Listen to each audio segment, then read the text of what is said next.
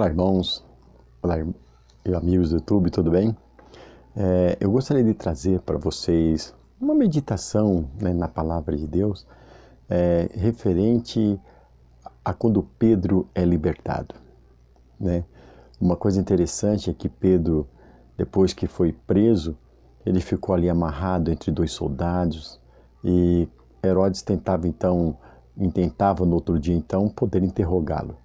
Mas quando foi chamado então, já viram que Pedro não estava ali, né? Um milagre tinha ocorrido. Ou seja, Pedro ficou ali preso, mas logo depois veio um anjo, libertou Pedro, e Pedro foi então à casa de Maria, mãe de João, que tem por sobrenome Marcos, e ali batendo a porta, foi uma menina chamada Rod, né? Ao ouviu a voz e sabia que era Pedro, saiu gritando para dentro, né? Nem abriu a porta, ele saiu gritando que era Pedro que batia a porta. E eles disseram: mulher, você está fora de ti, né? Mas quando foram ver, realmente era Pedro. Nós temos que aprender uma coisa muito interessante nesse princípio. Todos ali estavam orando, né, quando Pedro chegou à porta. Nós temos que ver uma coisa interessante, que há situações na nossa vida que muitas vezes nos escapam de nossas mãos. Ou seja, não temos controle sobre as situações, né? Aqui neste mundo, no mundo de causas e efeito, nós não temos muito controle daquilo que são os efeitos, né? Porque muitas vezes nós não conhecemos a causa, né? Não que Deus não queira que nós conhecemos, mas muitas vezes nós somos negligentes a querer realmente conhecer as causas de todas as coisas, né? Talvez isso cause muito assombro ou medo para muitas pessoas, por isso que não buscam muitas vezes as causas, né? Mas nós entendemos num princípio interessante nessa palavra, é que aquilo que nos foge ao controle, aquilo que nós não conseguimos mudar com as nossas forças, com nossas palavras, o único método que nós temos que fazer é buscar um auxílio divino, ou seja, um auxílio espiritual, né? Porque senão, de outra forma, nós nos desesperaremos, né? Muitas vezes ficamos angustiados e depressivos porque não conseguimos controlar aquela situação. E a partir do momento que uma pessoa se encontra em oração, naquele momento está mortificada a tua carne, está mortificada as emoções do ser humano e o Espírito então se sobrepõe sobre todas as coisas. Como nós somos constituídos de espírito, alma e corpo, o Espírito vem primeiro, é superior, é o que está mais ligado ao divino. A partir do momento que nós estamos em oração, buscando a presença de Deus, nosso espírito está sendo cada vez mais fortalecido, ao ponto que as emoções já não nos dominam tanto como antes dominavam, né? Uma pessoa que ora pouco, que não tem muito contato com Deus, é uma pessoa dominada muito por suas emoções e pelos seus instintos, né, demandados do seu corpo. E isso daí causa muito desastre na vida de muitas pessoas, porque diante de uma situação conflituosa, a pessoa não sabe como reagir. Por quê? Porque os seus instintos estão lhe dominando, muitas vezes as suas emoções estão lhe dominando, tomam atitudes e ações, né, que amanhã ou depois venham se arrepender daquelas atuações que elas tiveram diante daquele problema. Então esse princípio, né, essa passagem bíblica é importante para você entender uma coisa. Quando algo te fugir do controle, que você não tiver o conhecimento de causa, que você não conseguir mudar, saiba de uma coisa: para que você possa suportar até que aquilo seja resolvido, fortaleça então através da oração, fortaleça o seu espírito, né, para que você possa encontrar então um apoio divino, né, um apoio da parte de Deus, porque Deus está no controle de todas as coisas, principalmente na vida daqueles que confessaram a sua fé diante de Jesus, confessaram a sua fé, a sua crença na palavra de Deus.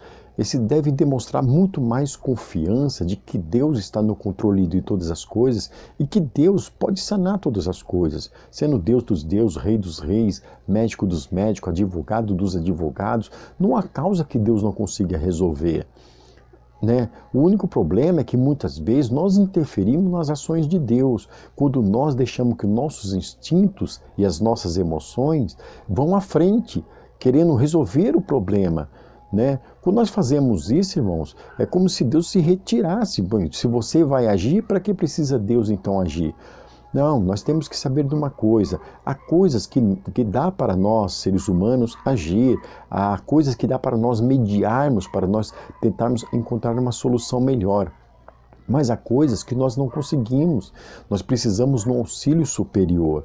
E neste caso, por exemplo, ninguém teria coragem, nem dava para entrar, nem os discípulos, não eram mais homens de guerra, porque uma vez já foram transformados, né, foram renovados através da palavra de Deus, tiveram um novo nascimento, já não se guerreia mais contra a carne e contra o sangue. As suas lutas agora estão no reino espiritual. Então os discípulos não iam de maneira alguma pegarem espadas e entrar lá dentro para poder libertar Pedro, até porque nem seria correto diante da lei, né? E nem mesmo diante de Deus, sendo agora servos espirituais, devem trabalhar com outros tipos de ferramentas, com outro tipo de armas.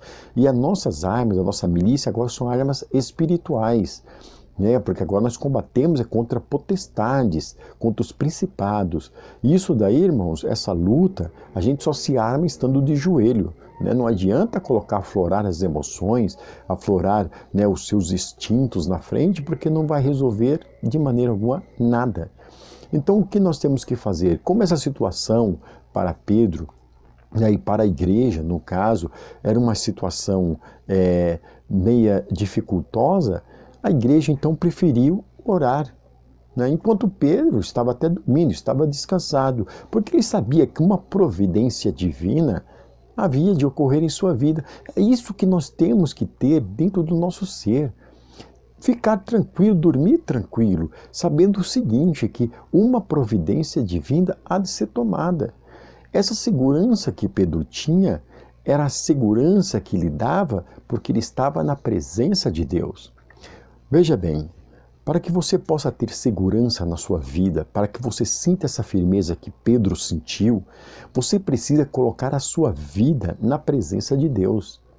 Se você é uma pessoa que você está sempre orando, se você é uma pessoa que consagra a sua vida, se você é uma pessoa que medita, que ouve sempre a palavra de Deus e tenta sempre colocar em prática na sua vida, você sente essa firmeza, porque você sente confiança em Deus.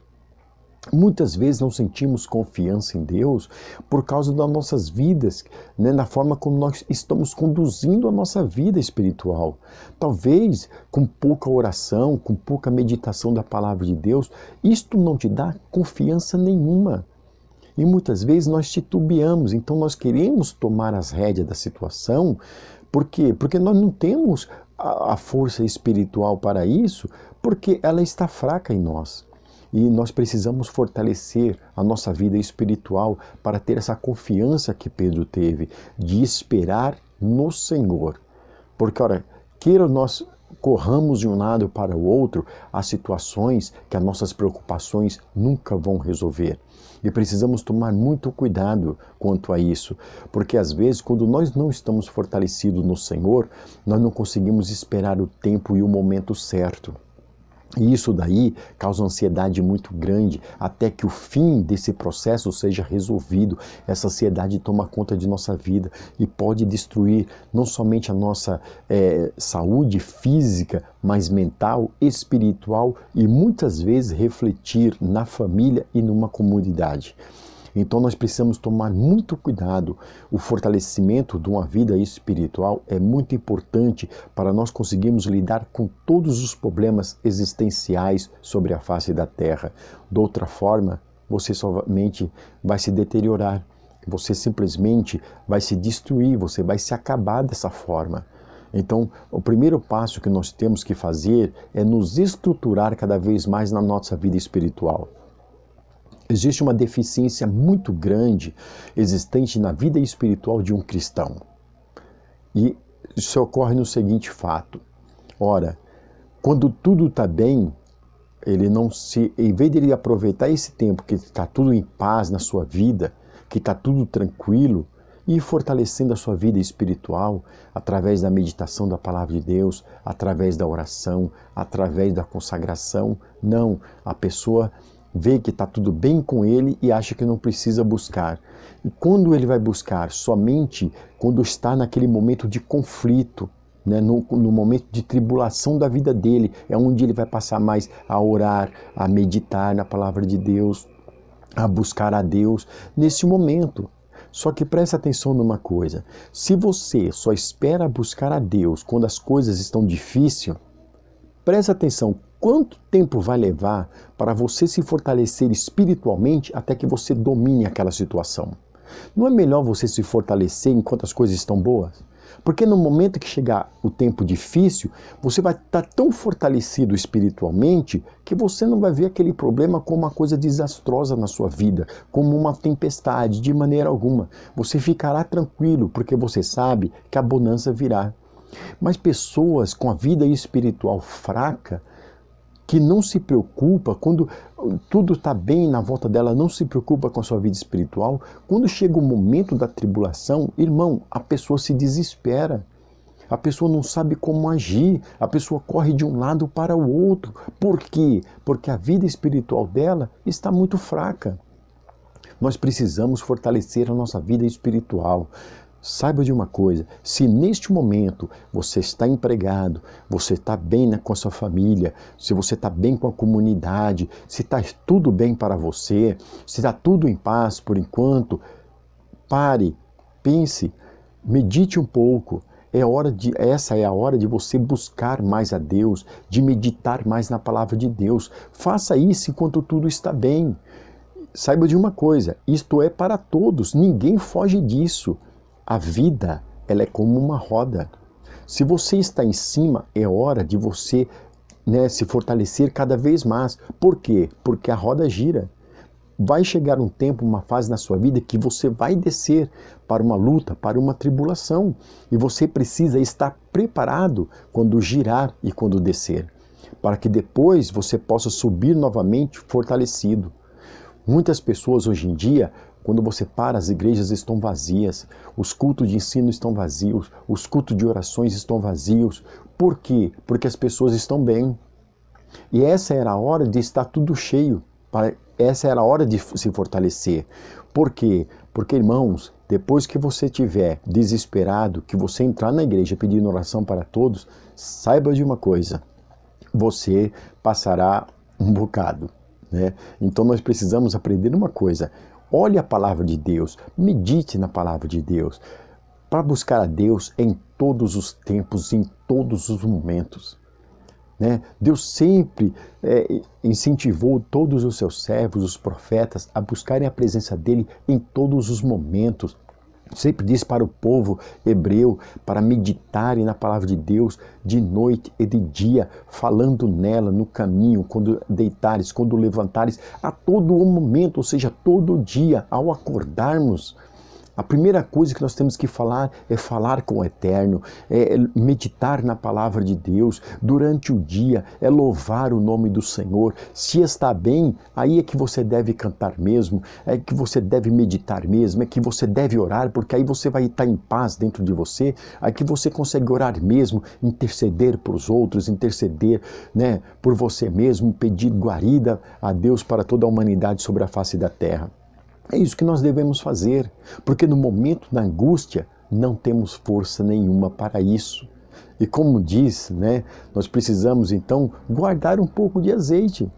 Guarde um pouco de azeite enquanto está dia, porque a escuridão virá e que você precisará dessa reserva de azeite que está guardada. E se você não tem essa reserva de azeite guardada na sua despensa espiritual, como é que você vai iluminar quando chegar o tempo de trevas na vida?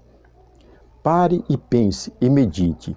O fortalecimento espiritual é aquilo que nos ajuda a enfrentar todos os reveses de nossas vidas. Pare e medite nesta palavra, medite na sua vida.